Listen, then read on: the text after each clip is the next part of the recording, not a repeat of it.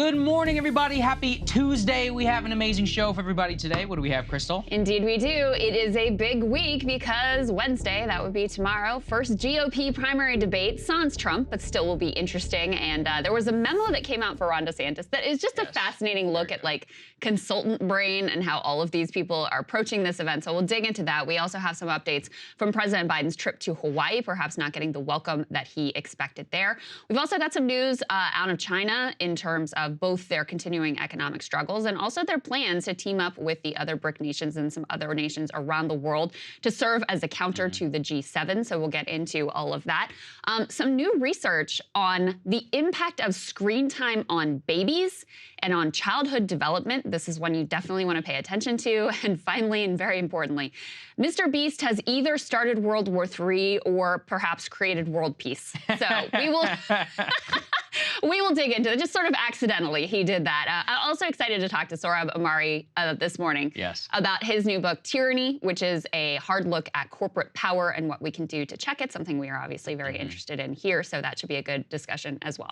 That's right. We're really excited. Today's a big day, guys. We are not going to have monologues in the show because we're filming a bunch of extra content, an entire debate special. That's actually going to drop for our premium subscribers. Everything you need to know about the debate, prepare, how to think about it, what to look for, include some predictions from Krystal and I about what's going to go down. So that drops today. For everybody else, it'll air tomorrow. We're not going to have a counterpoint show for everybody. Instead, we're going to have the great Emily Jashinsky here in the studio on Thursday. We're all going to break down everything as early as humanly possible on Thursday and get to as fast as we can. So I think we've got a lot of great content. Become a premium subscriber, breakingpoints.com if you're able. Of course, it costs money to shoot these extras and do all these other things, and you guys are the ones who enable all that. So we appreciate you, and we love you. breakingpoints.com if you are able. Yep, so if you want to get that debate special that we're recording today, right after the main show, early, make sure you subscribe, and you will be the first to see that. There you go. All right, let's start with Hawaii. President Biden touched down late last night, our time, earlier in the day over there, Hawaii time, to not exactly the most welcome reception. This is actually from Hawaiian local news and shouts out some of the signs and the slogans that greeted President Biden on the street. Let's take a listen. Over to my right, there are a bunch of people out here. They've been here for hours. A bunch of them are protesting. They have their makeshift signs, cardboard signs, a lot of them saying, as we've been talking about, that he's too late. Some of them feel that he should have been here much earlier. Other signs that say actions speak louder than words. So hearing a lot from the people here, as well as Hawaiian flags. People standing out for hours on end just to make their thoughts felt to the president. And it's one of those where, look, I can think back to Hurricane Maria, to Trump. He always had like smattering of protests, specifically with Maria, especially with Puerto Rico, where his response was scrutinized. But Glenn Greenwald put this out yesterday, and I just think it's so true. This is both a media story and it is a story of the response. I think the response itself has been horrific. But on a media level, Krystal, this type of thing in Hurricane Katrina, they would have blared this from the rooftops. They would have shown it to everybody. As Glenn correctly pointed out, and I also referenced, President Bush was destroyed for that flyby over Katrina as people were literally drowning. And he did that sympathetic look out of the window. I mean, President Trump also was scrutinized for Maria.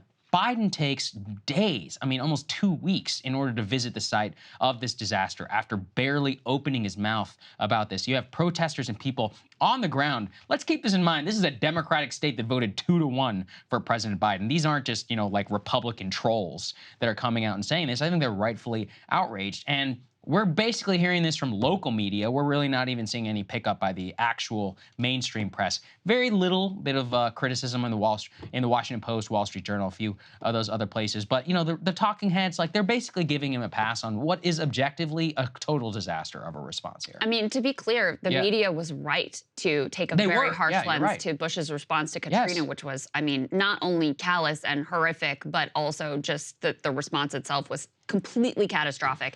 They were correct to take a harsh lens to President Trump's response to Hurricane Maria. That was, that was the right thing to do because there were true failures there, and also on the level of, the optics of seeming like you actually care about these Americans who are suffering.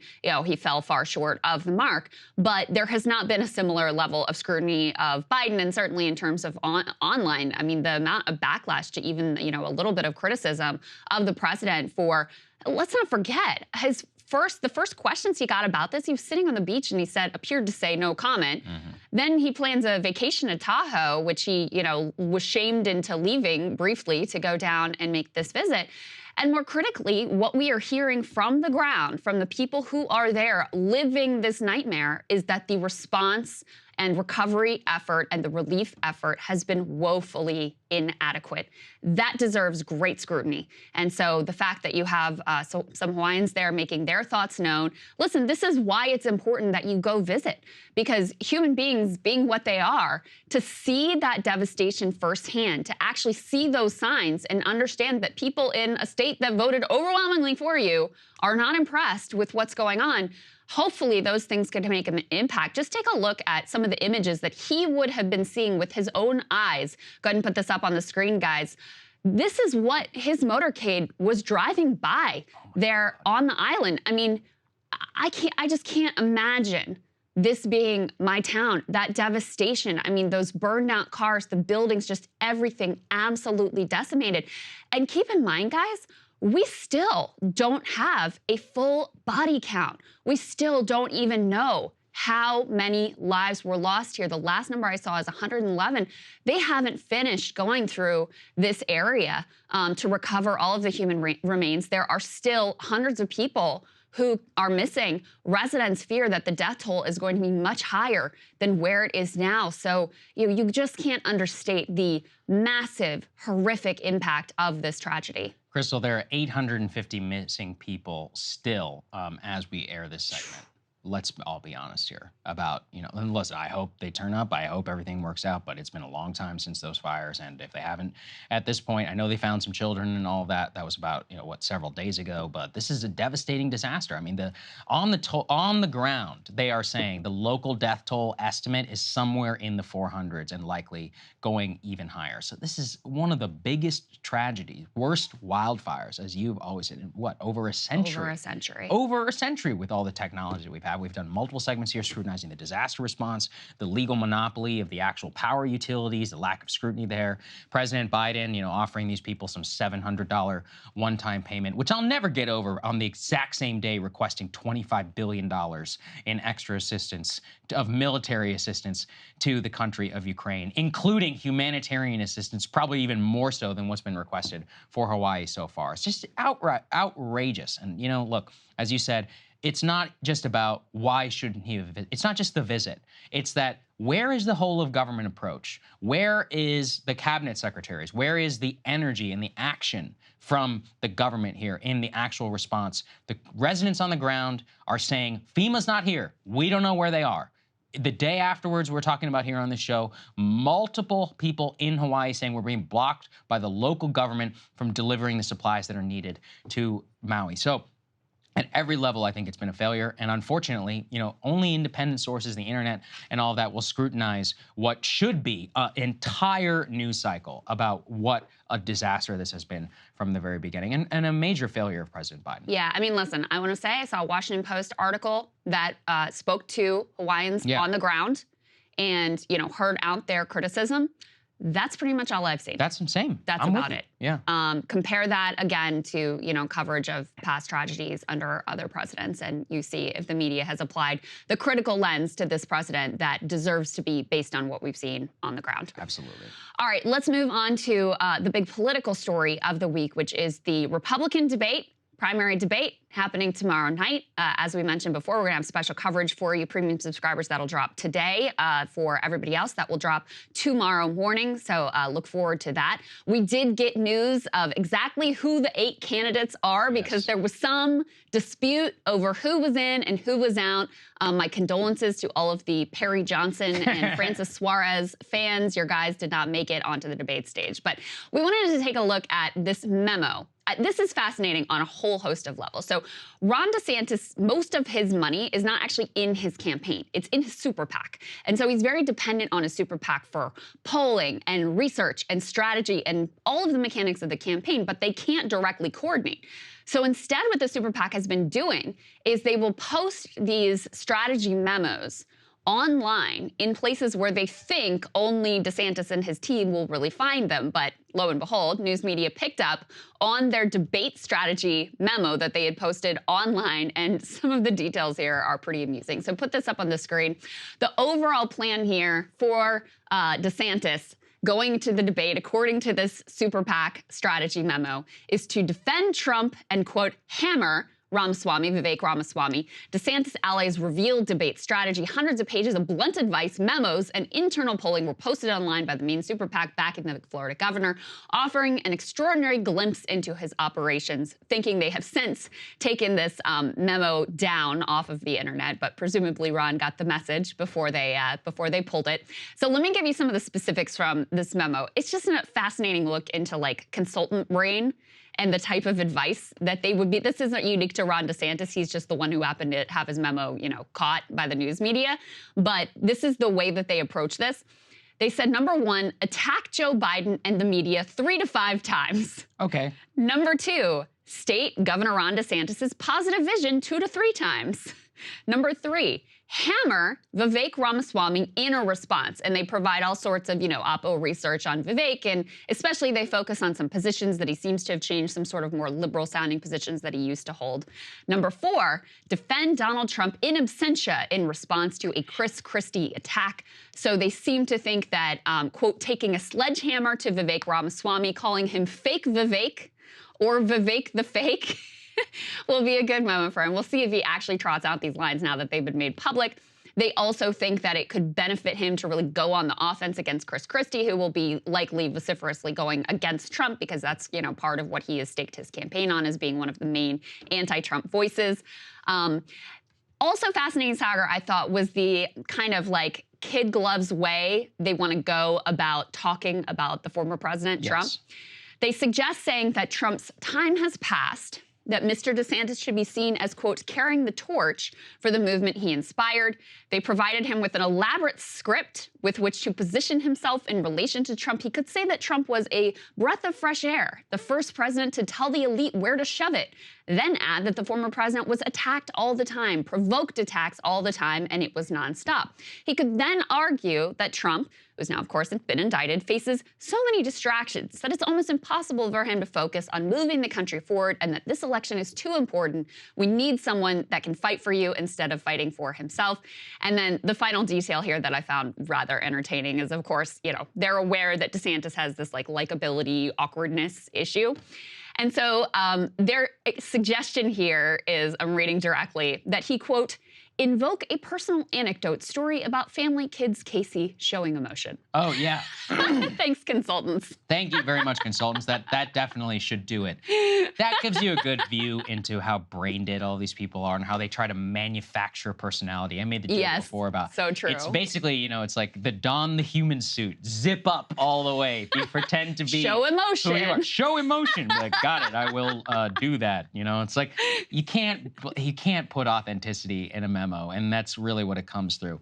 I took away from this much more, like, aside from the consultant one, it's clear who DeSantis sees as his main rival, and that's Vivek. Yep. He is going guns blazing, I think, against Vivek Ramaswamy. If I'm Ramaswamy, I'm going to be doing the exact same thing. I'm going to hit back as hard as possibly can. These two are basically locked in a match for number 2 spot. And in terms of favorability ratings in Ohio and elsewhere, we're going to get into just in a little bit about how there actually technically is a very, very narrow lane for a single personal rival to Trump, and they both want to be that person. I think Chris Christie is going to be coming in guns blazing against DeSantis because he is the person who he really needs to knock off. Christie, actually, interestingly enough, from the polling that I've seen so far, he's actually locked up the majority of the anti-Trump vote so far in New Hampshire and in Iowa. So he needs to prove more of his bona fides there. And anybody who is actually going for DeSantis as an anti-Trump move, Christie wants to move them into that category. So I think the DeSantis is going to be the main focal point on the stage. In terms of DeSantis is going to try and blow off Christie, I'm already going to predict, I think Christie is going to be coming after him on Ukraine and a few other of these issues,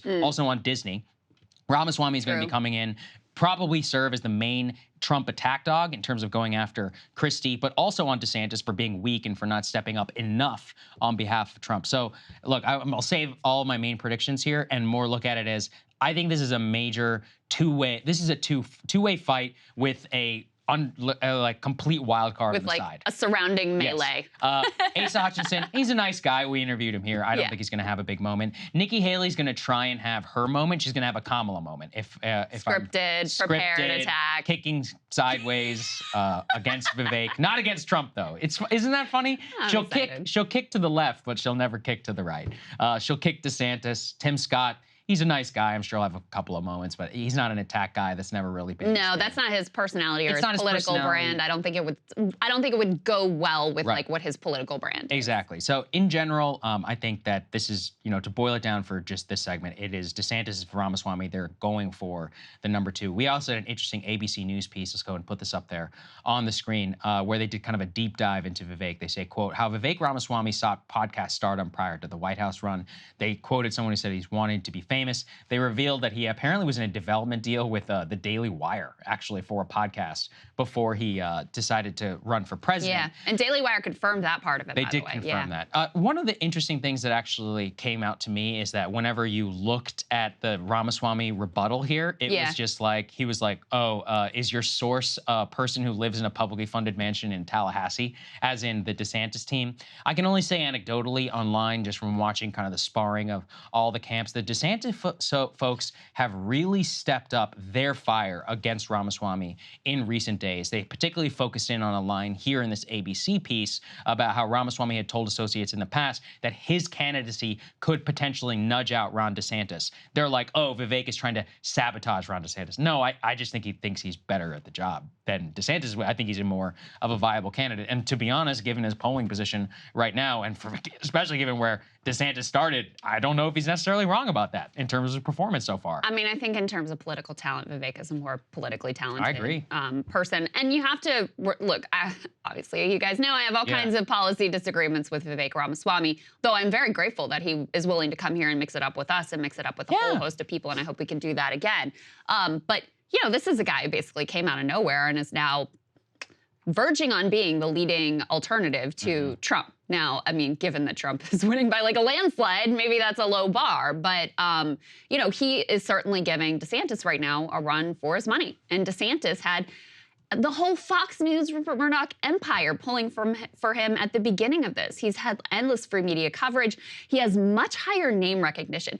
And that's the thing that DeSantis has to be really nervous about with Vivek is even though he has relatively still low name ID, like there are a lot of Republicans who are just going to be getting introduced to him tonight at the debate. That means that Vivek has a lot of room where he could potentially grow. Whereas Ron DeSantis is known by the Republican base at this point and, broadly liked. It's not that they hate him, although his favorability rating has come down significantly since this campaign started. So it seems like Vivek potentially has a much higher ceiling and much more room to grow than Ron DeSantis does at this point. I'll just read you the piece of this article where they talk about how they word the "is Vivek in here" just to torpedo Ron DeSantis part. They say he pitched himself as a candidate who could make serious waves in the Republican primary when he was talking to some of his initial backers. When met with some skepticism, Ramaswamy argued his candidacy could also dissuade Florida Governor Ron DeSantis from entering the race. That didn't happen, according to a source who was on the call. In the lead up to his announcement, Ramaswamy would tell several other conservative activists that he believed that if he ran, it could stop DeSantis from running or impact his viability as a candidate if he did enter the race, sources said. And look, I mean, in terms of his public posture, it's no secret he's been very defensive of Trump. Go to the mat to defend Trump. He says he'll pardon him if he becomes president of the United States. And he's not at all reticent about attacking Ron DeSantis. When we interviewed him, he called DeSantis, or seemed to call Ron DeSantis, a super PAC puppet, which tends to be the language that he uses around him. So he hasn't pulled any punches there.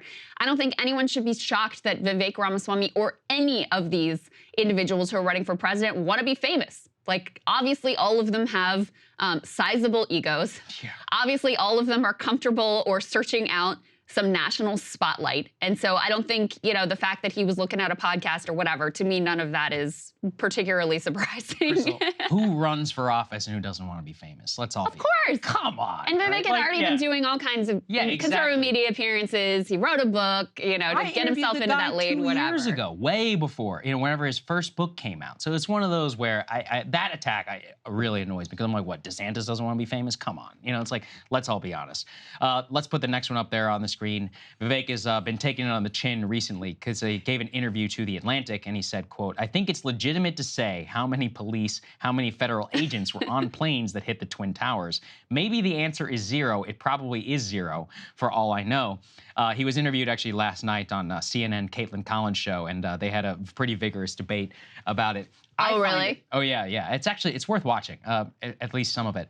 The reason why I just find this entire thing, everyone's like, I can't believe Vivek said that he distrusts the 9/11 Commission. By the way, that was his first comment on the I believe Alex Stein show over on Blaze TV. And everyone's like, this is so outrageous. And I'm like, well, hold on a second. Do you believe the entire 9/11 Commission? Because I'm pretty sure we've done multiple segments here on this show about how the 9/11 Commission, at the very least, dropped the ball and 100% did cover up the Saudi connections inside of the file. So yes. I don't know who out there is standing for the 9/11 Commission as the gold standard for everything that happened. Well, then those people are nuts, and they should do a little bit of research. Now, in terms of the specifics of what he said, in terms of the fact, I have not seen, I will just say kindly, outside of very small areas of the internet, of the actual allegation that there were, quote, federal agents on the plane. Now, if he changed that language to Saudi agents on the plane, yes. Yeah, I think now we're in business. Let's have a conversation a little bit about this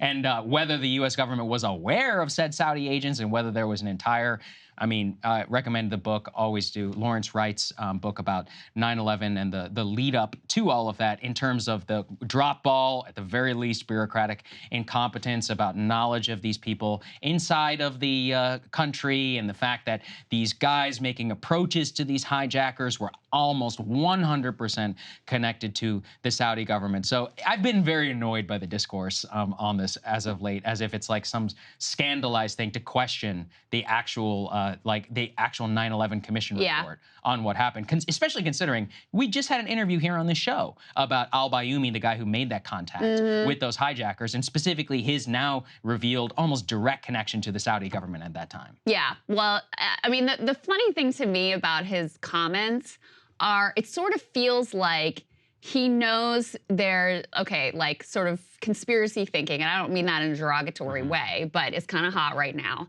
You know, he knows that the 9/11 thing, he got some pushback before, this got him some media juice, whatever. But he hasn't really dug into the details of what the actual, questions are about what might have been wrong in the 9/11 Commission. So he's sort of mixed up some of the January 6th allegations with just general 9/11 conspiracy and comes out with this thing. It sort of feels like he should question 9/11, but he doesn't really know the details. So he's kind of throwing this against the wall. That's my vibe from all of this. But Vivek is really having a moment right now. I mean, there's just no denying that. I think there's a lot of interest in him. I think he has room to grow. I suspect, based on our interactions and what I've seen of him in the media, I suspect he'll be well equipped to, spar with whoever comes at him on the stage, whether it's Ron DeSantis or Chris Christie or anyone else. I expect there are going to be a lot of people who are Googling his name after the primary debate tonight, who really hadn't dug into him as a candidate and didn't know that he was an option that existed. Now, is that enough to supplant Trump as the #1? No, especially when you're not really willing to go at Trump whatsoever. And you still have to have some sort of argument to move on from the guy that the Republican base overwhelmingly likes. Could I see him really, supplanting Ron DeSantis as the #2 and really positioning himself as the primary Trump alternative in case something happens that right now is unforeseen? Yeah, I could see that. I don't think that is crazy at all. Yeah. So anyway, that's some of what we'll be looking for at the debate. At the same time, this is another interesting story with regards to him, and I appreciate him coming out with this. I believe it too, just for the record. Okay, we'll get into the details. Yeah. So put this up on the screen. Vivek is accusing Newsmax of basically telling him he needs to pay in order to get coverage on the network. Now, this is pretty wild because, listen, candidates aren't stupid. They probably all suspect that maybe they'll get more favorable coverage on any of these news networks or conservative outlets or whatever if they pay for advertising on those networks. But according to Vivek, Chris Ruddy, who runs the network, just outright, like, bluntly told him if he wants better coverage, then he can pay for advertising. And part of why this is so believable is because you all may not even know, there's this Republican businessman named Perry Johnson who is running for president. And apparently he pays for a lot of ads on Newsmax. And Newsmax has like gone all in for this guy in terms of his coverage. He's on their airwaves all the time. They're doing some like documentary series about his campaign. They have all of these like Perry Johnson puff pieces. Oh, and lo and behold, it just so happens that he's spending a lot of advertising dollars on the network. So that context, I think, makes the Ramaswamy claim here very believable. Oh, 150%. And in fact, as Ben Smith, whose outlet Semaphore actually originally reported this, almost immediately after the allegation came out, there was a hit piece against Ramaswamy actually on the network. That's where they were funny. like, oh, interesting. And they specifically were doing segments about Vivek Ramaswamy and when she said that he would cut aid to Israel. So I'll read you directly what they say. Quote, Vivek's comments put him in the same ballpark as those radical progressives who do not think that the state of Israel should exist. Those, by the way, are comments based on him saying that we shouldn't treat Israel special like everybody else. And by cutting aid, he means just normalizing it to everybody else. Yeah. Apparently a radical idea. Radical idea. in Who is out there. And I will say, look, on that one in particular, I think that takes a hell of a lot of courage in a Republican debate. That's actual America First principle, if you're thinking about it ideologically consistently, something that I would support. I think it also is a direct signal to a lot of the donor class who's obsessed with Israel that he's like, no, I'm not going to be taking orders from you.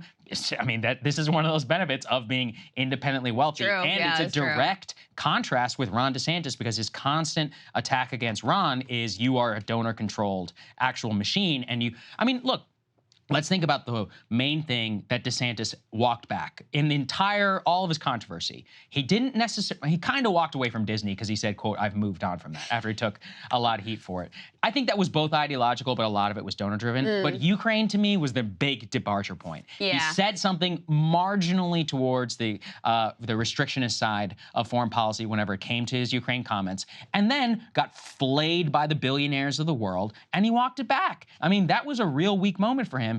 Vivek, to his credit, has always been pretty consistent whenever it came to aid to Ukraine and about how this isn't in America's national interest, and pretty ideologically consistent on this issue. So if you look at that within that realm, the Israel comments now being the vector of attack on Newsmax, I just think it's ridiculous. Also not a surprise. Who's the only other candidate who criticized Vivek for this? Nikki Haley. Another shocker, just an absolute shocker. Another person donor creation. Donor creation, and probably backed by more neocon billionaires than any other person in the race right now. So I think that it is almost 100% true. The Perry Johnson critique is so obvious, considering how many how many ads the man has bought. The funniest thing is he claimed he'd qualify for the debate, and we've now learned he actually hasn't qualified for the debate. So he didn't even spend his money correctly, I guess. Yeah. Maybe he's got to keep doing it if he wants to rack it up. But and to be clear, for the lawyers, Newsmax denies it. Chris Ruddy and them say it's absolutely not true. Everybody claims there's like a Chinese firewall and all of that. But listen, it's business. When your revenue is based on advertising dollars, well, who pays you and who doesn't? At the very least, it's probably going to impact you. And specifically Newsmax, their entire thing, they're not raking in the same level of cable carriage fees that Fox News and all those other media organizations are. They're probably even a hell of a lot more reliant on advertising dollars than any of their other competitors. So it only makes it even more believable in terms of this accusation. Well, and Ben Smith had previously profiled Chris Ruddy and said basically like, this is the most shameless operator I have ever encountered in media, which is saying something because Ben has encountered a lot of shameless operators during his time. So, again, that's part of what makes it believable. And I just want to say about Newsmax, I mean, they've positioned themselves for a right-leaning or right-wing audience as like the real truth tellers, who are going to give it to you straight, et cetera. And I think you can just see in all of these allegations how sort of shameless they are and how all of their positioning, all of their so-called truth-telling is really just about trying to make money off of, a particular audience and serving them what they want to hear. To me, that's part of what really comes out here. And then the other piece is, again, it's not that the other networks probably don't do some of the same in a slightly more, nuanced and deniable way. But the fact that it's just so blatant and brazen is really something. Like going all in for Perry Johnson when he is buying so many ads on your network just makes it all pretty blatant and amazing. The last thing I want to say about the debates, and again, we'll be doing a whole special on this, so we'll save some of our thoughts for there, but it's going to be interesting to me, Saagar, how much wokeness comes up. Because DeSantis really launched his campaign like Florida's where woke goes to die. And Vivek, what was the name of it? Woke Inc. was the name of his book that really catapulted him into conservative media, et cetera, what started to get him the Daily Wire deal potentially. And a whole rash of polling has come out showing that, Republicans are concerned about it, but this is far from their top issue. It does not seem to have really landed, even with the Republican base, in terms of being an issue that vaults people to the front. Vivek seems to be using that language less. DeSantis seems to be using that language less. So I'm interested to see how much that comes up on the debate stage and how much they've sort of internalized, this might not really be the thing in the Republican primary. I'm curious to see. Yeah, like I said, we'll save our thoughts for the special. Again, you can sign up if you want to take a look at that. It's going to be fun. It's going to be all over our public channels tomorrow.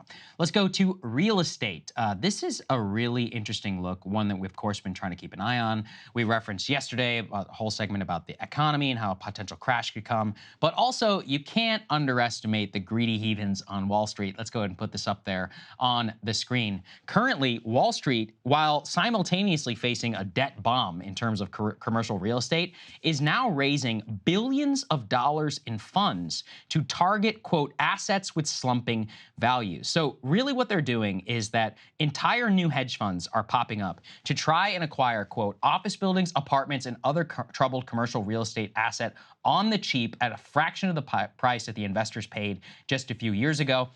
Why this is noteworthy is that many people who are on the bad side of the trade, even banks like Goldman Sachs who are holding a lot of commercial real estate debt, are now trying to capitalize on the fact that the debt might go bust to try and buy it and squeeze as much value out of this as possible. What they're saying is they quote several investment bankers and managers in the real estate funds, and what they're talking about is that they're trying to target the most troubled real estate market that they've seen in decades. The thing is that the original bad real estate crash happened in the housing sector, in the personal realm. This one being entirely commercial, they're now looking at it for vultures. One of the reasons why everyone should care about this is, note, I didn't just talk about office buildings, boohoo in some cases for office buildings, although, there's some relative mom and pop-ish type people who do run those.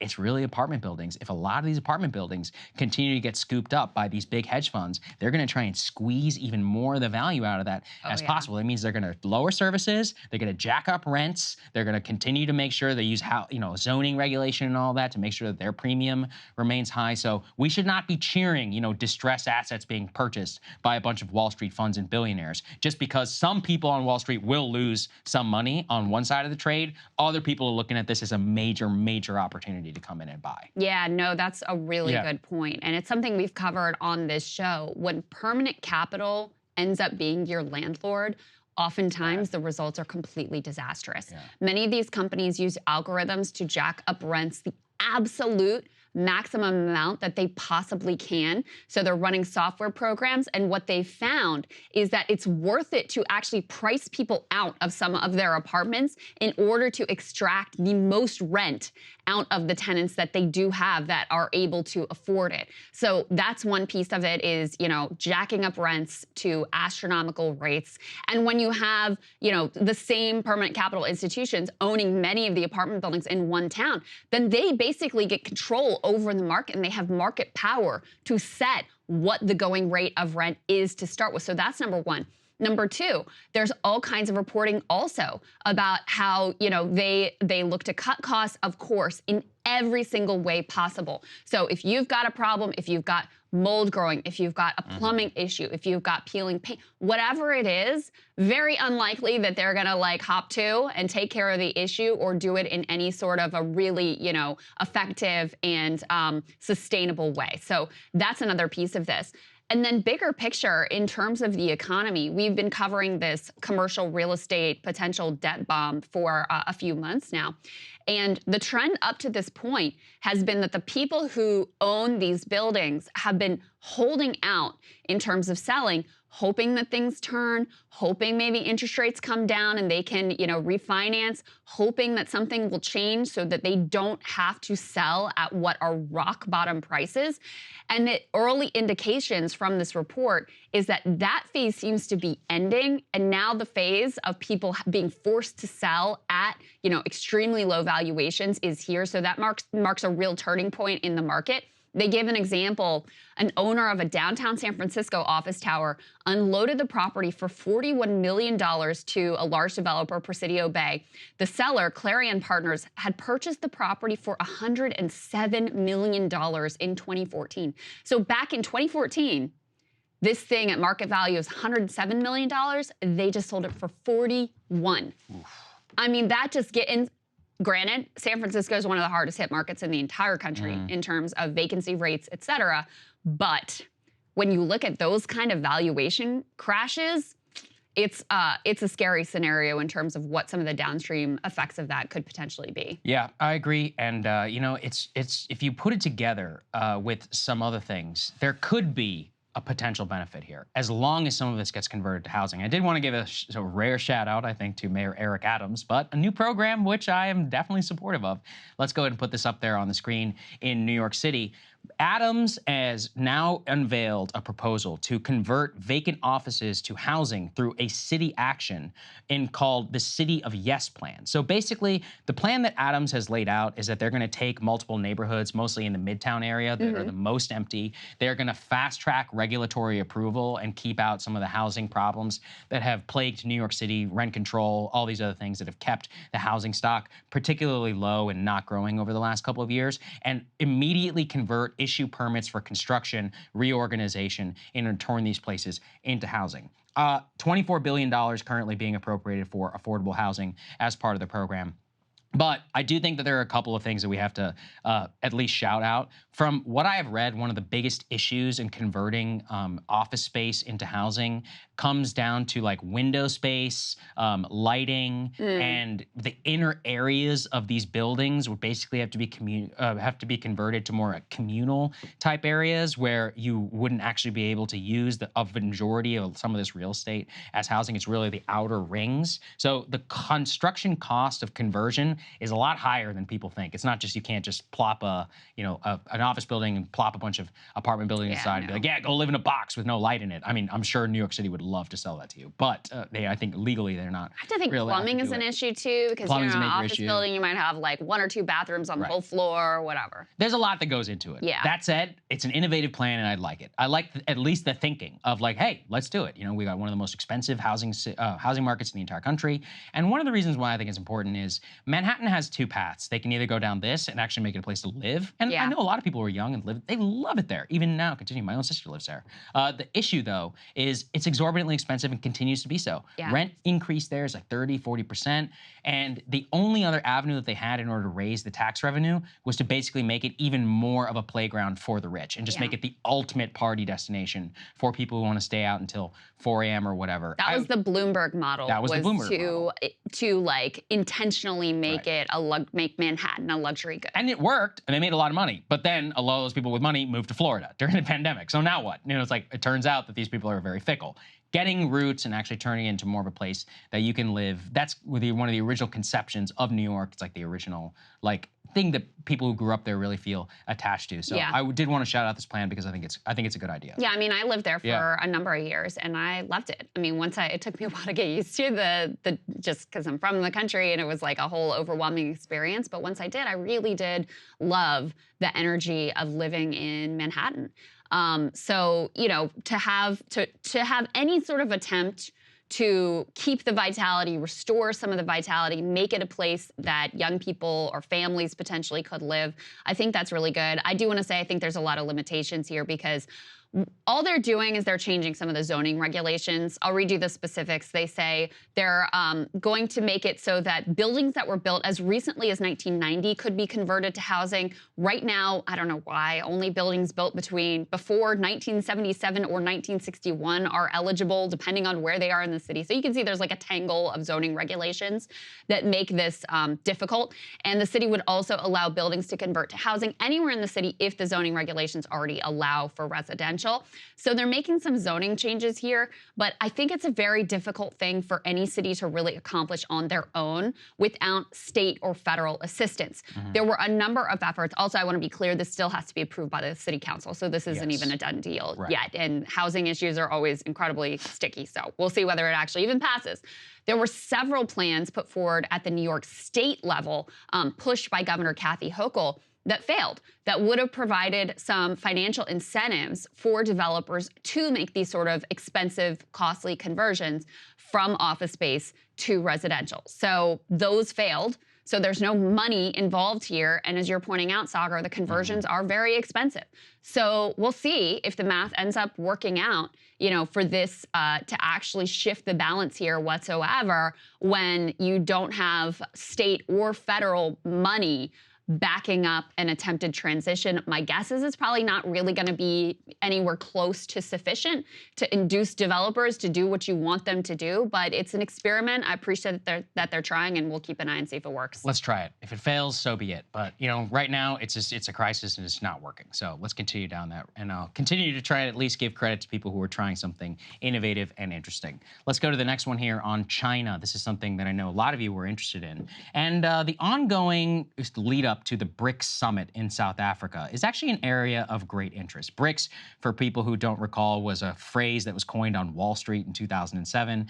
It referred to Brazil, India, China, and South Africa as the BRICS nations that were going to continue to grow. Now, there's a lot going on, Russia as well, in that. There's a lot going on in terms of those countries. It hasn't necessarily worked out in the same way, but one thing that does kind of unite all of those powers is that they are relatively independent of the West. They have pretty good economic growth outside of Russia, I guess. Well, it depends, I guess, in terms of this quarter. And those nations are embracing the label as an alternative to the Western economic system, while some of them want to maintain ties to the West.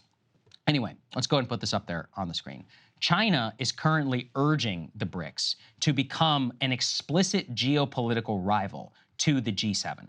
And the reason why this is interesting is it actually has opened up all sorts of tensions, even within the BRICS system themselves. One of the current debates is whether the BRICS summit should invite multiple other nations into BRICS. They want to invite places like Argentina, other countries that are developing. And what China wants to do is use the BRICS as an alternative to the G7, as an explicit counterweight, and saying, no, these are the emerging nations of the world. We're kind of uniting together in a non-Western aligned system. We reject your economic sanctions. We reject your dominance of the global economic system. We're building something alternatively. The reason why it's interesting is that the split inside of BRICS is South Africa and India both have very different postures. South Africa is like, no, we're not anti-Western at all. Makes sense because they actually have a lot of trade with the West. Yeah. Also, India, they don't want to be a Chinese vassal. They don't necessarily even want an alternative to the G7. They're one of the largest economies on earth. They continue to have budding and good relations with the West. Their main goal is to pursue an independent foreign policy and economics, both of China and of the Western system. China explicitly is anti-Western. Yeah. Russia, of course, is also anti-Western. So it's really like China and Russia, but then you have South Africa and India. There's a lot of beef in there about India doesn't necessarily want this to be a new G7. So the reason why I think it's just interesting is we always have to keep our eye on the emerging alternative systems to what's happening here. We can all agree that declining influence of the West is happening. To what extent and degree, who knows? I mean, on the one hand, you could look at the sanctions on Russia as a failure. I personally do, because they haven't actually achieved their main goal, which is stopping Russia from attacking Ukraine. But you could also see it as, look, you still had the anvil. You could come down. You could cut off this country virtually overnight. That is a lot of power. You hobbled their ability to conduct trade. But of course, they've still been able to trade with countries like China and Russia. And how the BRICS decides to conceive of itself and move forward, especially in the context of a no longer exploding economic growth China, is going to be one of the defining issues of like what multipolarity looks like in the future. And is it going to be a bloc? Is it going to be individual states? I come down on the individual states given the level of strife that's happening inside. But I'm curious what you thought of this. That's interesting. Yeah, and a question mark too about whether Brazil wants to be more in that antagonistic side or more on that, like, we just want to build in some more resilience basically and have options other than the West. So they're planning on potentially inviting other countries to join this emerging group. And there's also a lot of tension and a lot of discussions about, okay, well, what would that criteria be? Who would we include? What would the pathway to membership be? So there are a lot of big questions here. One of the pieces that I found really interesting as well is there's a lot of talk globally about de-dollarization, right? Trying to move away from the US currency as the world's reserve currency. They say that a common currency not on the agenda here, but they're going to have a broader push towards de-dollarization. They could focus on seeking an agreement that BRICS members should increasingly settle trade between each other in their local currencies, officials familiar with discussions said. Right now, basically, dollars and T-bills are used to settle trade differences between countries all around the world. So what they're trying to move towards is we're not going to rely on that. Instead, we're going to use our own local currencies. And even without moving towards some sort of common currency, that in and of itself is really quite significant. So look, to me, this is just the budding realization of a multipolar world that in many ways is already here. Even if China continues to struggle economically, their growth significantly reduced, even if they continue to struggle with this, these debt loads that they have in terms of their real estate and in terms of infrastructure, even if it really does continue down this path, when you combine this block together, this is a lot of economic might. This is a massive amount of GDP, and it is somewhat of a counterweight to the US and somewhat of an alternative for people who don't want to have to effectively kowtow to whatever the US wants. Yeah, and let's put this up there on the screen. This is a fantastic feature piece over at the Wall Street Journal. I encourage everybody who's interested to go read it. It's called China's 40-Year Boom is Over, What Comes Next? And it's basically a lot of speculation as to 40 years of booming economic growth is now definitively come to an end. The current IMF trajectory puts China's growth at below 4% in the coming years, quote, less than half of its tally for most of the past 4 decades. Current trends show that growth has slowed down from 3%, from 5% just in 2019, and will fall to just 2% in 2030, making it a fully developed economy. What does that actually look like? And what are people going to do? The thing is, I've said this before, one of the explicit deals the CCP made was, yeah, you're going to be surveilled wherever you go. And we're going to make you rich. We're going to make you from poor to middle class. And in many cases, upper middle class. And for the rich, you're going to go from like marginal rich to some of the world's greatest billionaires and richest people on planet Earth. That was a great deal for a lot of people. What does it look like now? And with the middle class in particular in China really chafing at some of the housing crisis going on, at the real estate booms and busts and kind of the wild economic stuff that's been wrought post-COVID, it's an open question of what does the new social contract look like inside of China? Right. And that social contract also comes down to what does their foreign policy look like? Much of China's foreign policy over the last 40 years has been one entirely of economics. They basically economically took over the US and destroyed the industrial middle class by buying off our politicians and by being smart, by subsidizing their own industry. The trick only works once. They used it in Africa and elsewhere. They've got the debt. But really what I think it points to is the thesis that as economic growth and all that starts to slow down, and as the economic power that you've been able to wield just goes down, well, what do you turn to? You turn towards your hard assets and you turn towards your military. So this is the thing about multipolarity, is that you can actually see more conflict and all that in the system whenever states begin to decline in overall influence than whenever they're increasing with relative peace over the last 25 years or so. So the question though is, look, they could go the other way and they'd be like, we're all making a lot of money. Everyone here is becoming rich. We could become like Japan. We'll slow down, but Japan is a first world nation. Yeah, they've got demographic problems. They've got all this. But last time I checked, it's one of the cleanest and nicest places literally on Earth, according to everybody I know who's ever been there. They have a lot of different choices about which way that they want to go. Yeah. The problem is that Japan reached a level of per capita income before their big slowdown that China is nowhere close to achieving. I mean, if you look per capita, China still hasn't even reached like middle income status, even though, you know, they've done a tremendous amount to lift their own people out of poverty. Much of the world growth and improvement in living standards is located just in the nation of China, but they aren't at that level that Japan was at when their slowdown began. So that's part of what makes this very difficult. I mean, I said this before, but just as a reminder, the way that this worked out with Chinese growth is, you know, first they really build out their industrial manufacturing capacity, basically took that as far as they could. Then they built out all of this infrastructure. And there are some anecdotes in here in the Wall Street Journal piece that are pretty wild. They just built a COVID-19 quarantine facility in one province that's nearly the size of 3 football fields, despite China having already ended its zero COVID policy months ago, long after the world has moved on from the pandemic, and other localities are doing the same. About 1/5 of apartments. So after infrastructure was like overbuilt, then they moved on to, all right, we'll build out housing like crazy. About 1/5 of apartments in urban China, 130 million units or so, are unoccupied. So, you know, massively built out real estate created this huge debt bubble that Xi has really been trying to deflate, allowing Evergrande to effectively go bust, Country Garden also having issues, you know, these shadow banks having issues now as well. So that has sort of reached its end. And this is, like I said, it's very intentional. Go ahead and put the Bloomberg piece up on the screen. Because what they point to here is that Xi, unlike Biden, is trying to run the economy here very hot, you know, with the infrastructure deal, with the Inflation Reduction Act, trying to inject money, continuing to inject money into the economy, having some sort of budding industrial policy.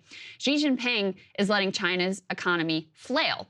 And the bet is here that they can engineer some sort of a somewhat soft landing in terms of the apartment, real estate, residential bubble. And they are investing a lot in effectively renewable energy. I mean, making a big bet on electric vehicles, big bet on solar and wind power, big bet on the batteries that are critical to all of this. I mean, they are really pushing forward to make that the new sector. But the question is it enough?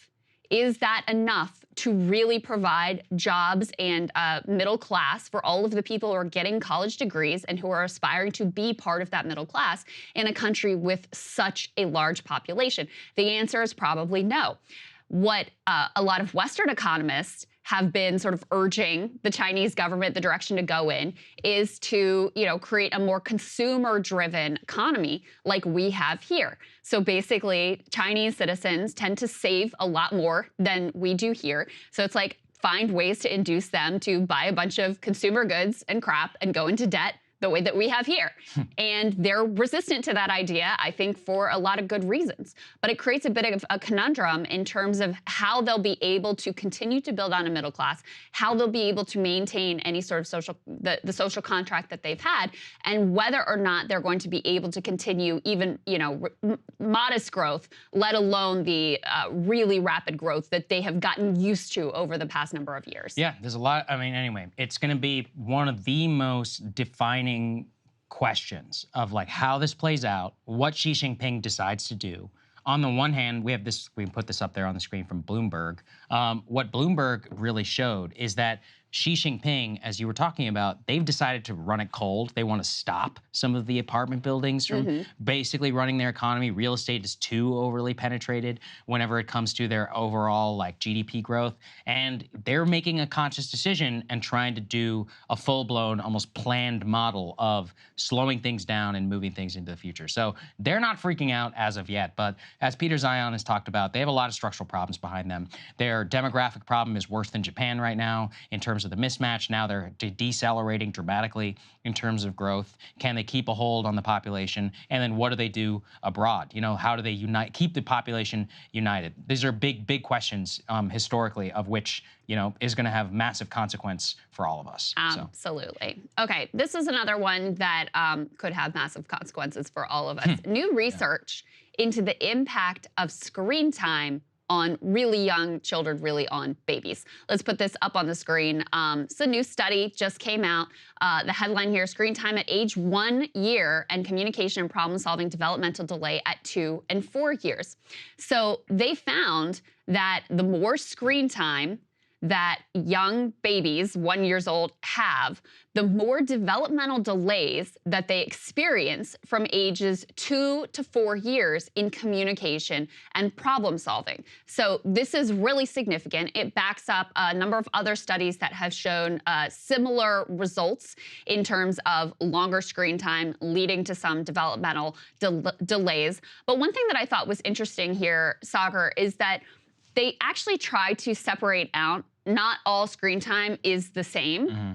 And they found that if you put your kids in front of things that are more educational, it really reduces the negative impact and, in fact, can actually improve some communication and problem solving, and in particular language skills, in that critical age of 2 to 4 years. So I appreciated that they put that part in there because they sort of acknowledged, like, in the modern world, you are fighting a losing battle if you're trying to keep your kids away from screens. Like, as a parent, I can tell you, it is damn near impossible. So if you can focus on what's the quality of the content that my kids are engaging with, that my very young children in particular are engaging with, at least you have a fighting chance and can be armed with some knowledge that's actually useful instead of just being like, I don't know what to do, I give up, this is impossible to be able to navigate. That was my question, though. What counts as educational? I know that there are like games and different iPad things and stuff that you can do, but also it seems very difficult, just anecdotally watching my friends who do have kids. Kids have, you know, their grubby little hands are always over your phone. Oh, yeah. And they're always, it's like, if you don't watch them like a hawk, next thing you know, they're on TikTok. Like, it's like every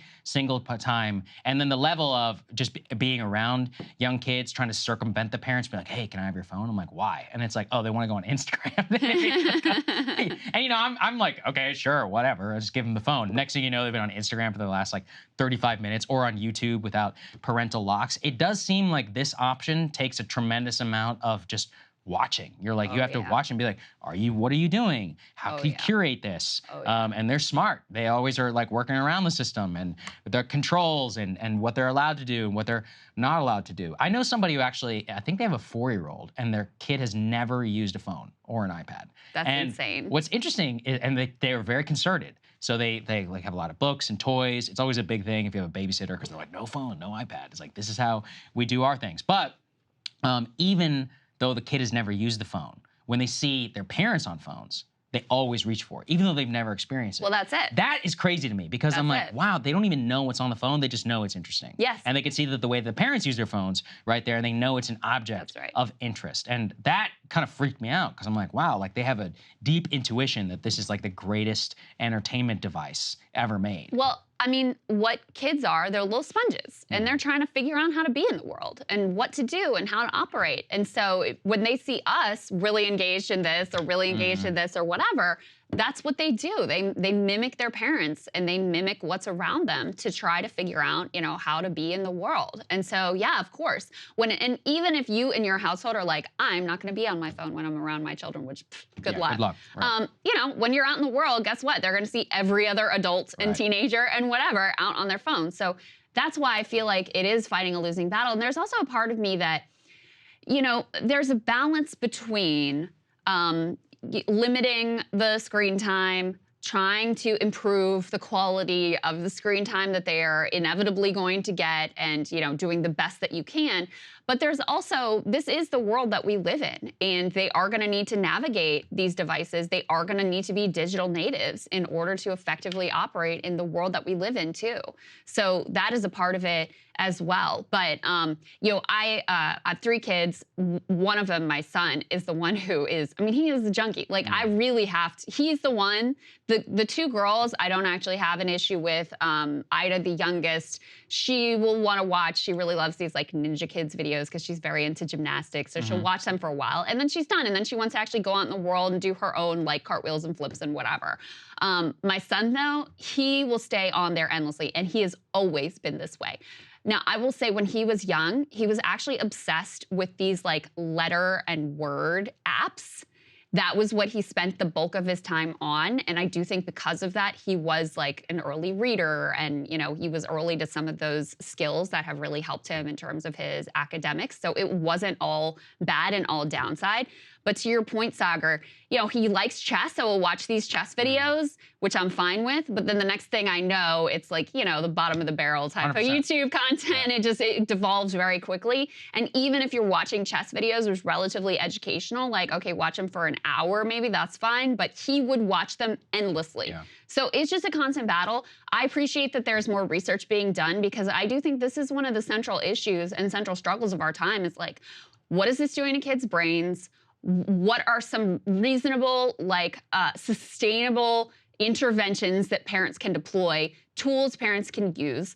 What sort of regulation needs to be put in place? Because as you get older, we also see more and more research that, anxiety in teenagers and suicide in teenagers and all of these horrible mental health outcomes really spiked around the time that smartphones became widespread and social media became such a central part of our lives and started to be really gamified with algorithms and really pitched at keeping you sort of emotionally engaged and emotionally overwrought all the time. So to me, this is one of the central issues that no one has great answers for and everybody's still struggling with. Yeah, and I think, for people who are asking questions, it's a high quality study. It's several thousand children that they tracked. In terms of the developmental, the actual benchmarks and all the things, it seemed quite reasonable what they were measuring. I think we probably do need a hell of a lot more research. It's one of those difficult, as you said, keeping it completely off is hard also, but you have to have sustainable intervention. The people I feel for are people who are in a situation where clearly, their children are acting out and they're in public. So playing is the most classic example. Yeah. What's the easiest thing to do? You shove an iPad in a kid's, hand, but it's 5-6 hours. It's not necessarily the best thing. Now we're breaking routines and there's a lot of stuff going on. Or you're at dinner, or you're at a restaurant. And I feel for a lot of these parents. I think it's probably it's incredibly difficult to navigate this. So yeah, thinking and looking at it, anecdotally, this is one of the big questions for young parents. They don't know what to do. Yeah. And they're dealing with infants here. They really have no idea. How should we check the phones in front of our kids? How do we, handle it? Even in the car? Even the car has screens. I've had some kids in my car. They're always playing around with these screens, man. Immediately. They're they know exactly what to do and they're going towards it. It's kind of stunning, actually, to watch just how quickly they can pick up on it and how they've watched videos on YouTube about how to navigate screens. Well, I've noticed with my kids, if they have too much screen time, so we have rules in the house about no screen time in the morning. Because if they have too screen time to start their day, they are like little junkies. The reward system in the brain that they're getting from these videos or games or whatever they're doing, it really is the same biological response as if they were having some sort of mild drug in the morning. And it makes them, their behavior deteriorates if they have too much screen time. I notice really, really clearly. So, even anecdotally, just day to day, you can tell it is having an impact on them. So, we just try to put some reasonable limits in and do the best we can, because I do think in a lot of ways it is a losing uphill battle, and it just helps to be armed with as much information as we possibly can be as we navigate this landscape. Absolutely. Well said. All right, Mr. Beast. The block we've all been waiting for. This is the funniest thing. Our producers brought it to our attention. Mr. Beast, as he does, he produces, videos, often ostentatious, big, entertaining videos. He recently dropped a video where every country on Earth is competing for the gold in a Mr. Beast Olympics. Here's a little bit of a tease that he put out. I flew down one person from every country on Earth, and they have to compete in the most extreme version of the Olympics ever created. Last country standing wins this $250,000 gold medal. Go, Aaron, go, go, go, go! Which country takes home the gold? Now, the funny thing is that I doubt Mr. Beast and his team realized the geopolitical controversy they were weighing into whenever they decided to not only hold the Olympics, but also produce some maps. So one user actually did a great job of digging into this. Let's go ahead and put this up there on the screen.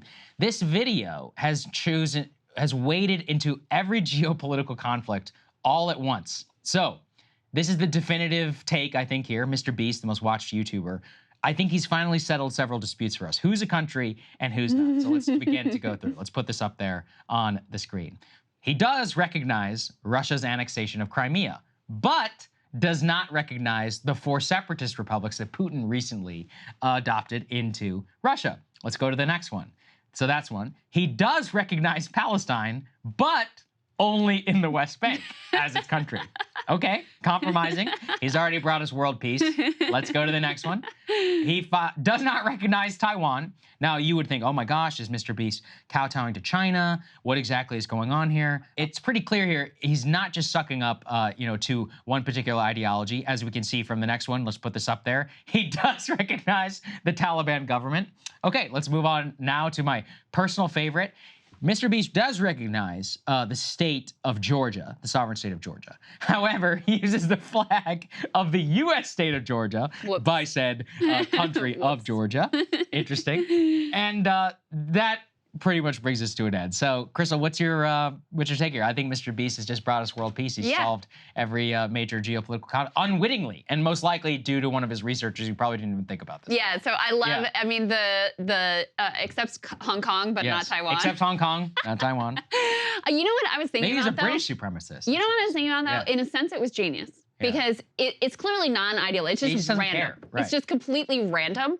And if it was anything other than random, it would have actually been controversial. Yes, that's right. But since it's just like Hong Kong, sure, Taiwan, no, Palestine, okay, but only in the West Bank, only in the West Crimea, Bank. sure, Luhansk, no. It's just because it's like totally non-ideological and random, it actually is the perfect plan. Yes. Because if you did it in some sort of like a concerted fashion, actually weighing these individual claims and having some sort of a like coherent foreign policy worldview that was applied to this, then it would be controversial. But since he didn't do that, it ends up just being funny. That's right. I was looking for some controversy around the line of control on Pakistan and on India. I didn't see anything, that's a hot one. Could you tell? Could you discern? I couldn't tell. tell. The maps are a little hard to... The maps aren't... The screenshots and all those that we gathered weren't the best.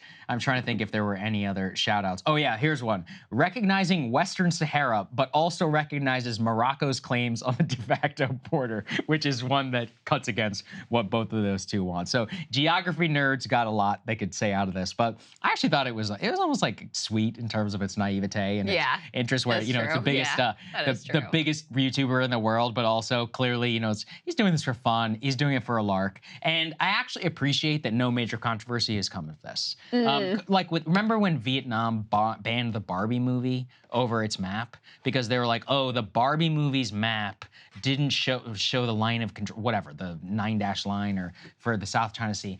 I'm like, it's a freaking cartoon map. Yeah. And it's one of those where, look, I'm the first guy. If they actually did kowtow to China and all that, I would call it out, 100%. I've done a lot of stuff here. But it is so clear to me, it's like from Greta Gerwig and all this, they didn't think about it for a single second. If you see this map, it was hilarious to me that, because this actually was a little bit of a controversy on the right. They're like, oh, what do they do? I was ready. The map, if you look at the map, it's totally like a kid draw. You can't even tell. There's things that don't exist and new things that do exist. I mean, it's just like completely absurd to imagine that this reflected anything approaching reality or was taking some sort of geopolitical stand. Yeah. That was ridiculous. So yeah, I think part of why this didn't end up being any sort of like a controversy thing is because it is so random. Absolutely. Because it is so just like scattershot, and in a lot of ways because it's so sloppy, like taking the country of Georgia and giving it the state of Georgia. It's probably just some producer who was like tasked with going through Wikipedia or whatever and trying to come up with some Googled Georgia flag.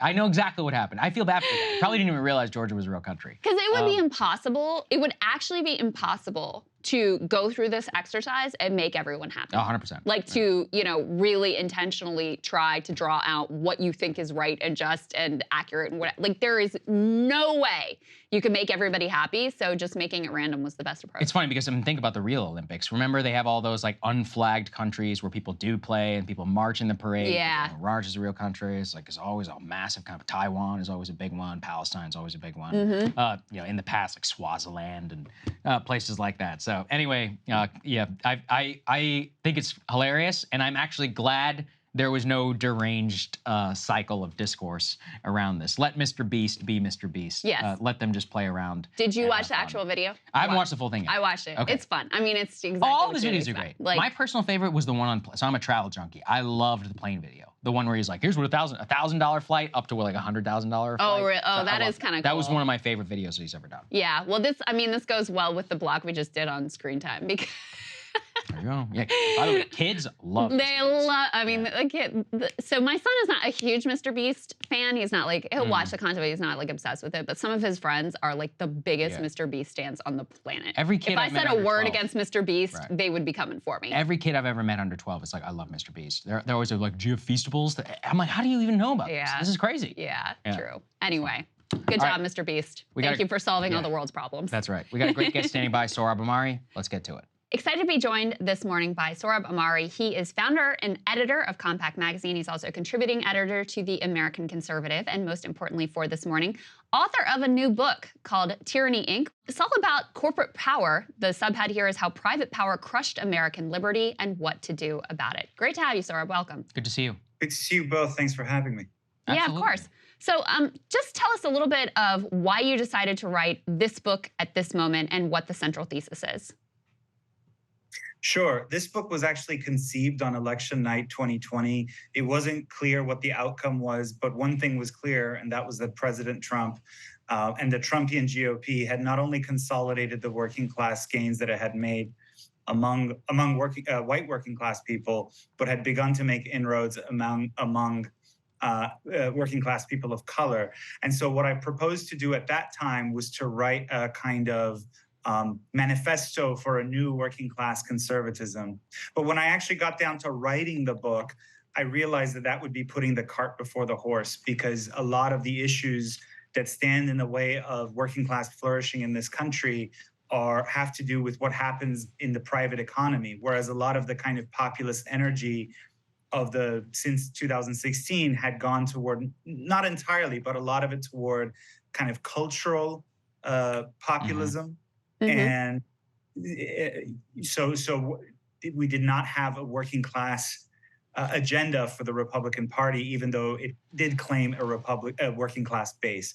So what this book does is to show those obstacles, and many of them, I have to say, have been put up by Republicans, by center-right lawmakers, Supreme Court justices, including ones appointed by President Trump, sadly, despite his appeal to organized labor in 2015 and 16. So the core thesis of the book is that, contrary to what many American conservatives have come to believe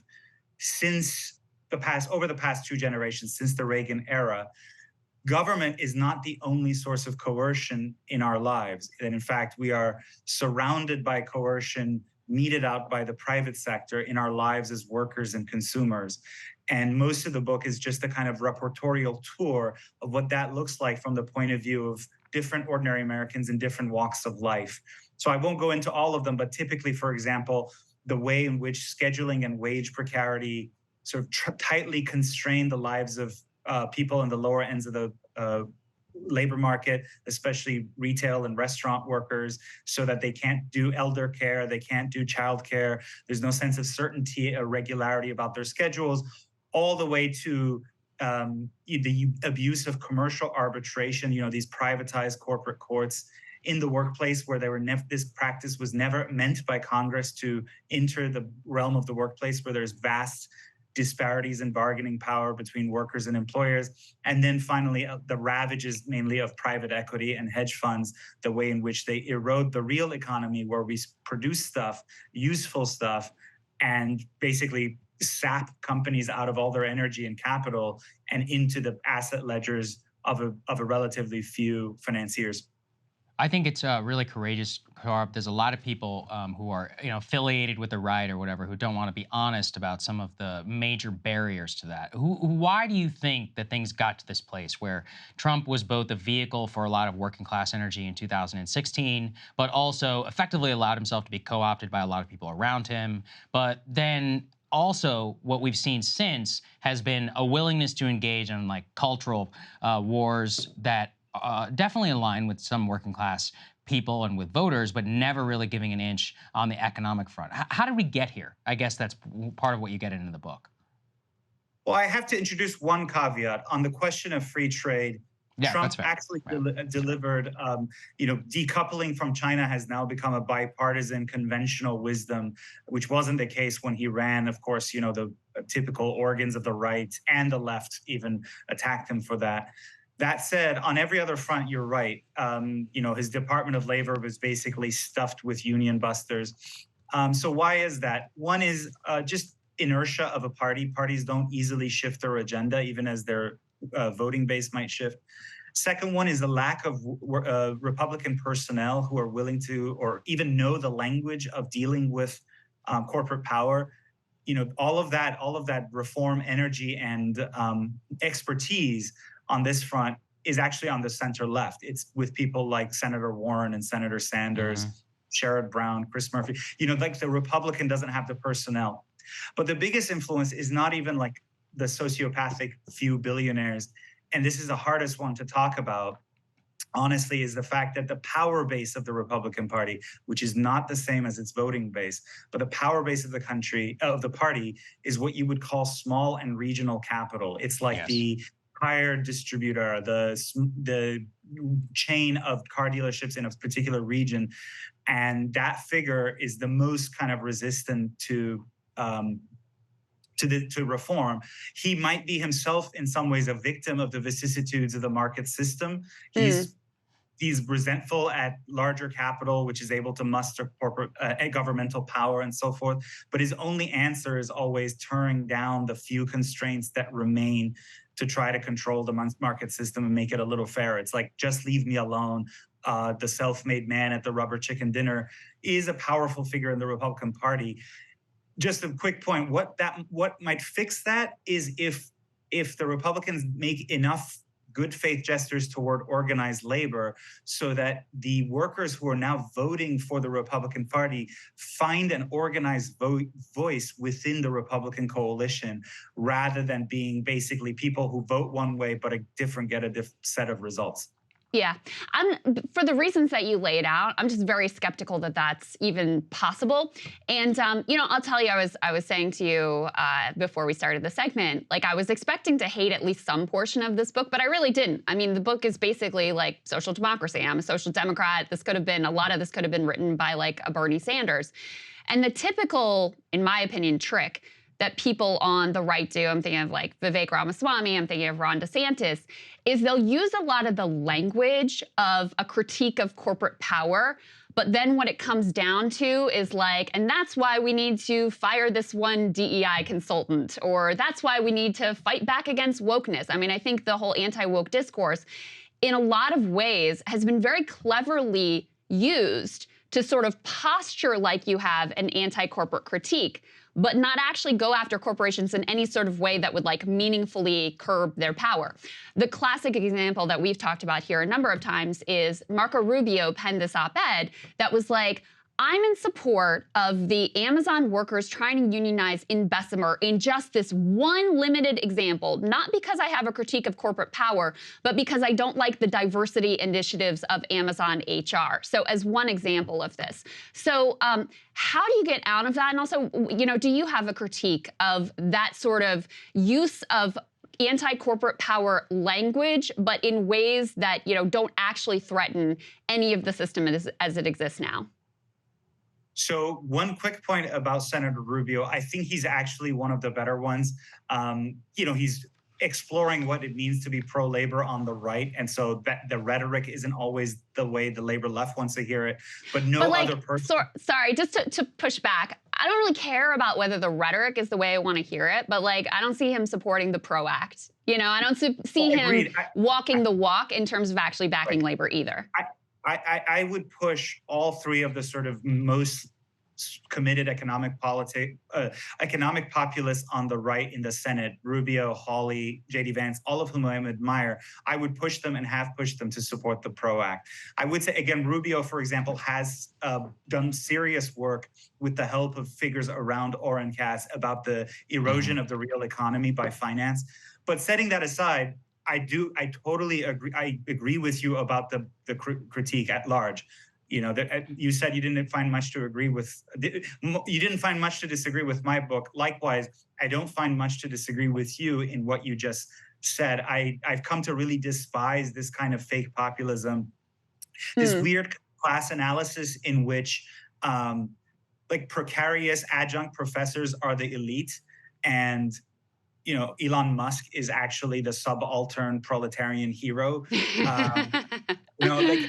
Or just the sort of hostility, frankly, for the proverbial purple-haired barista who may not share cultural views, but insofar as she wants like a decent wage and more workplace security and health security, if you're pro-worker, you have to hear that out and listen to that, and not just sort of image the typical worker as only like a self-employed roofer or at best a kind of burly teamster. That's part of the working class, but the reality is the working class in the United States also includes, Filipina ladies who work in hospitality. It includes like precarious adjuncts and so on. So I hear you totally on that. And my favorite example is the collapse of Silicon Valley Bank. The collapse of Silicon Valley Bank is a symptom of this ongoing issue in American banking. I would argue going back to the Jacksonian era, where most developed countries have like a few large banks that are almost regulated utilities, whereas the United States, since the Jacksonians, has had these small and regional banks, which can actually, in their own weird way, can wreak havoc. So that's a complex and serious issue. What was the response of the right to that as a kind of populism? Oh, it was because it was a woke bank. Well, I'm sorry, but the board of Silicon Valley Bank was dominated by white guys. What are you talking about, woke bank? There was like one gay guy on there, and they're like, oh, we found the wokeness. There we go. Yeah, but I would say there is a kind of parallel version of this on what I call the lifestyle left, not to make too much of it, because there's plenty, like I said, plenty of good reforms on the left and center left. But there is that kind of, corporations have also learned that if they sort of do the song and dance of 100% wokeness. So, for example, at REI, the outdoor gear chain, there's been an ongoing immunization drive, and infamously, their chief diversity officer did a podcast, which she began by saying, "Hello, I'm so and so. My pronouns are she and her, and oh, by the way, I want to acknowledge that I'm coming to you from the traditional lands of the Ohlone people. Please don't join a labor union." Was the we covered that extensively here, Sohrab. Sohrab, I am curious though, and an uncomfortable question, so one that I think about all the time. What if a lot of the voters don't actually want this? What if the politicians are responding to the correct incentive, which is the voters want culture war? They actually like it. They really enjoy watching their politicians stick it to the left. And in fact, specifically in a primary system, that's the thing that the people who really vote, they care about that number one, and they care about it the most. I think there's a lot of polling that could argue otherwise, but voting results, politicians, they're cynical people. They respond to incentives. Do you think I have it wrong? Do you think it's nuanced? What do you think it is? I mean, I think cultural issues have their own inner integrity, and they're not everything that's a cultural phenomenon can be reduced to class relations. I'm certainly a kind of vulgar Marxist. That said, the recent trends in Republican electoral politics, maybe Krystal can speak better about this when it comes to the Democrats, but on the Republican side, notice that the candidate who won in 2015 and 16 and sort of barreled his way past all these conventional Republicans was the one who said, I will protect your entitlements. He even contemplated a public option in healthcare in that debate with Ted Cruz, where he said, I'm not going to let people die on the streets, and questioned the party's free trade orthodoxies. So to me, I mean, culturally, all those candidates up there were more or less just Republicans, even Trump pretending to be a cultural conservative in 2015-16, whether he was sincere or not. So all else being equal, the one that the base went for was the one who kind of hearkened back to the New Deal order and who tried in his own way to revive what I call the Eisenhower-Nixon tradition in the Republican Party, which made its peace with the New Deal, with entitlements, and even expanded the logic of the New Deal in different directions. Again, more recently, I have to say, I mean, if voters wanted anti-woke, Ron DeSantis should be doing a lot better in the Republican primaries. Yep. But he's not. I mean, he ran on pure, I'm going to turn your populist grievances into cultural grievances, and it's disastrously bad as a like little gambit. I think that's really well put. How do you think about, though, the relationship between economics and culture? I mean, a lot of times, you know, it's kind of hard to draw a hard line of like, this is where the economic issue ends and this is where the cultural issue begins. But do you prioritize one over the other? Do you think culture is downstream, by and large, of you know, class interests and material needs? How do you think about those things, Sohrab? Okay, that's a complex question about which I've written a lot, and it's hard to summarize. But what I will say is, you don't need to be a Marxist to recognize that how we structure our economy and our class structure has a bearing on how people feel they belong in the world and their sense and their all their sort of cultural sensibilities and so forth. So you can turn back to Aristotle, who says that law and politics are architectonic with respect to everything else we do. They create everything else we do. They structure what we do. And when I mean, obviously in the classical tradition, and when you say law and politics, that meant economy as well. So I think there is a kind of dynamic relationship between the two. And what I found frustrating is a brand of social conservative lament that says, oh, people aren't getting married. Oh, family formation is collapsing. Oh, church attendance is down, but never connects the sort of link between these phenomena, which I decry as well. I have my conservative sensibilities, and I think there's an ideal of human flourishing that I draw from the Christian faith I have and so on, but they never then connect that to our material conditions. Like, oh, if you're constantly harried because your firm does human resources scheduling using an algorithm to minimize the costs, their labor costs, but for you, life is a complete chaos as a result of that. You may not have time to spend with your kids. And your kids, in fact, studies show, University of California studies show that workers who are subjected to this kind of precarious scheduling, which is about a third of, at least a third of workers in the service industry, their children, I mean, it doesn't take a rocket science to scientists to explain this. Their children have feelings of guilt, are more likely to act out in school. Why? Because mom and dad, or however the family formation may be, don't get to spend regular, systematic time with their kids. So there is this nexus, there is this sort of interplay of cultural and material reality. And I think the conservative movement goes too far in the direction of everything is a matter of ideals. If we just tell people to get married and have children, they just will listen if we just say it the right way. Well, that hasn't worked. And I think I'd like to tip the direction of conservative thought a little bit more, or maybe a lot more, in the direction of recognizing the centrality of economic imperatives.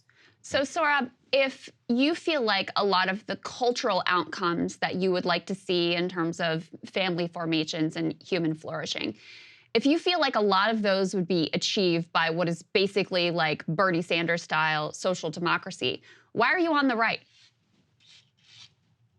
Well, two reasons. One is I think a lot of people on the left diagnose the material causes of our cultural crises, but then they end up ratifying the effects. So they say, oh, it's good that people are hyper-individualistic now, and that goal in life is ever greater self kind of maximization and realization in the realm of family and so on. So I think for me, I get my picture of what the world should look like from my Catholic faith, from my kind of reading in the classical and Christian tradition, in ways that are, I think, alien to people on the left.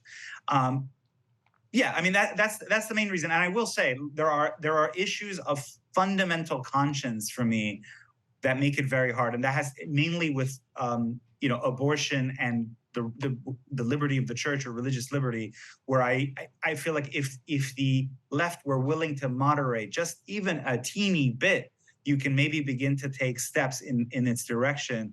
But as it is, I don't see that. And I think a lot of Americans don't see it either, which supplies an opening to, frankly, the kind of Ron DeSantis culturalist right. So then you would have to say then that is your number one priority over the economics. it's more important to you to align. This is fine. I'm just trying to understand what your worldview is.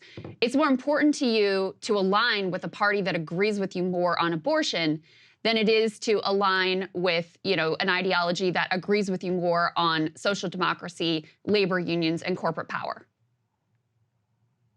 I think the task is for people on both sides of the divide to recognize that we will continue to have cultural disagreements in this country about fundamental issues, but that those issues, insofar as they have common material roots, should be the subject of the kind of coalition building that FDR did, right? I mean, large coalitional politics between urban Catholics, WASP, kind of downscale evangelical farmers, unions, and so on. Likewise, actually, the neoliberals built a coalition as well. It wasn't just a phenomenon of the left. In fact, famously, Margaret Thatcher, when she was asked who was your greatest, or what was your greatest achievement, she said Tony Blair. So if something is going to replace the neoliberal consensus, it has to be built in the middle. And what I'm trying to do is try to get my own side to see that. And I will say, there are lots of policy issues where I'm out there cheering the left. I'm almost doing the clap emoji on Twitter, the Stop Wall Street Looting Act. I think that there's been, honestly, left or right, I should say it's a Warren bill. There's been no greater, louder champion of that bill on either side of the aisle than myself. Mm-hmm. The PRO Act, and more generally, just reversing the way that American law has been used to depress union density in the private economy. I guess so. On all this stuff, we used to be able to do coalitional politics where we disagree on certain things, but we have common ground on other things. And I think those other things are quite fundamental and important. So let's work together. I think it's a really, you're one of the most interesting people out there who's thinking about these things right now. I think the book is very important. We encourage everybody to go and buy it. We're gonna have a link down in the description. And we really thank you for your time, Sohrab. Thank you. Yeah, great chatting with you. Thank you both. Good to see you, man. It's our pleasure. See you guys later.